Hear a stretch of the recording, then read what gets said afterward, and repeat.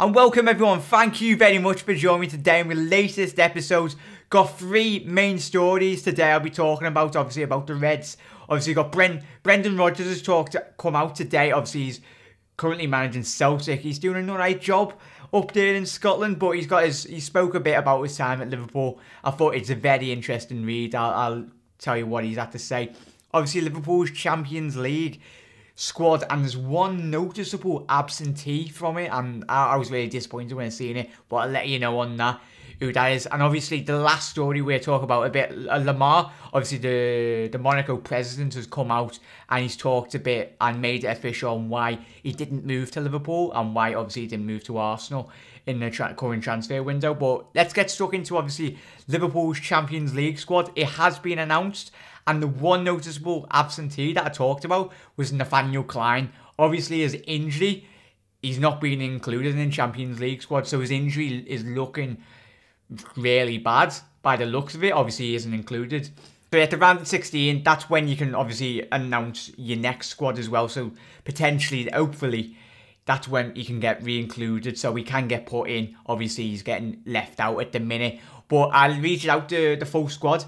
We got Karius, Sammy Meunier, Danny Ward, Dejan Lovren, Joe Gomez, Clavan, Alberto Moreno, Andy Robinson, Joel Matip, Flano, Masterson, Trent Alexander-Arnold, hey, sick name, I love Trent, Ginny Wijnaldum, James Milner, Philippe Coutinho, yeah, Phil's in it, makes sense, he's one of our best players, so why would we not include him?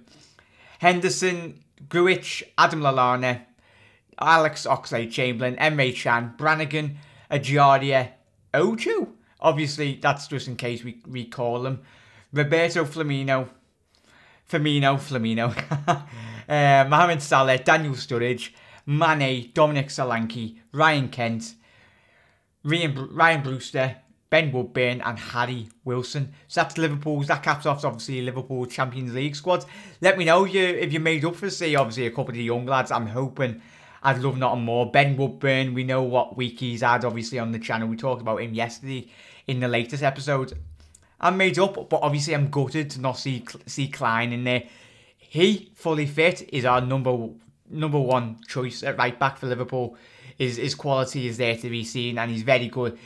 In the past, we've had defenders that right backs, especially right backs, that can't actually defend the right going forward. But Nathaniel Clyne, last 2 seasons, he's been very, very, very solid at the back. Like defensively, we're blessed to actually have a right back in Clyne when he is on his game. He's very good. So let me know your thoughts. If you're a bit gutted with Nathaniel Clyne, let me know your thoughts on that. Or do you think obviously Trent and Joe Gomez as well can fit in there? Do you think those lads can do as they've continued to do as they've done up to now? Obviously with Clyne being out, but do you reckon they'll do good in the Champions League? Obviously Trent, absolute cracker, amazing free kick against Hoffenheim. Yeah, so let me know your thoughts on that. And we're going to the next story. Obviously Brendan Rodgers talked about his difficult time and difficult period in which he had at Liverpool. So this is the Liverpool Echo. I'll leave the rest of the story. I'll do a bit of it. I've picked up the best bits for you anyway. So let's go into it. Brendan was quoted as saying in Liverpool Echo, "When I come out of Liverpool, I needed a break," Rodgers said. "It was so intense, it was draining. We moved to London just to come away from it. I had offers from England and a couple of Chinese clubs. That's where the money is very good. That's tempting for a boy from Northern Ireland. But I had to come out of one of the biggest institutions in the world, and I had to find the pressure again. I've got that now at Celtic. With Liverpool, you can go away from home and draw, that's okay. But Celtic, you have to win every game. It's a different pressure." Go ahead, Rodgers. You're expected to win every game at Liverpool. Don't know why he's chatting there, but yeah. Where obviously, and then he concludes, "I came as close as anyone there to the holy grail of winning the Premier League. That season with the fans, it was special." I love Brendan Rodgers, but at the back end of Liverpool, everyone's got their own opinions, but he was no Roy Hodgson. I respect Rodgers. He gave his all. He very much did to Liverpool Football Club, but he come up short. And that last season, he was just capitulating, and rightly so. He got the sack.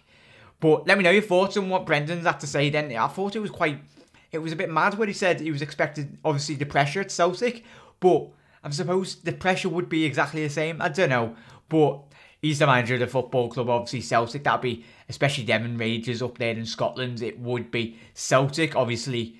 No disrespect to the Scottish League. When there's a strong Rangers, it's either them two to win the league. It's very unlikely that you get Motherwell or a couple of other Inverness or whoever to win the championship. But yeah, is right, Rodgers. Let me know your thoughts on that little special interview done with the Liverpool Echo. As always, you can that's in the description, so you can check the rest of that out. And obviously, this one's obviously the concluding story on Lamar. The Monaco chief has come out and quote, as I read his quotes out now. He's talked about obviously why Lamar didn't move obviously to Liverpool or Arsenal. He concludes, "It was not easy," the chairman said. "Thomas wanted to go to Arsenal and to Liverpool, but we had discussions and we took a communal decision so that he could stay here. He is a very important player for us. We could not have sold him. It would have affected the entire team and individuals." So obviously Lamar, just touch on his stats, 14 goals and provided 17 assists in 55 appearances to help Monaco win the title and reach the semi-finals of the Champions League last season. Obviously, this one's going to crop up again in January, and we all seen the stories. Could we have got Lamar? We don't know.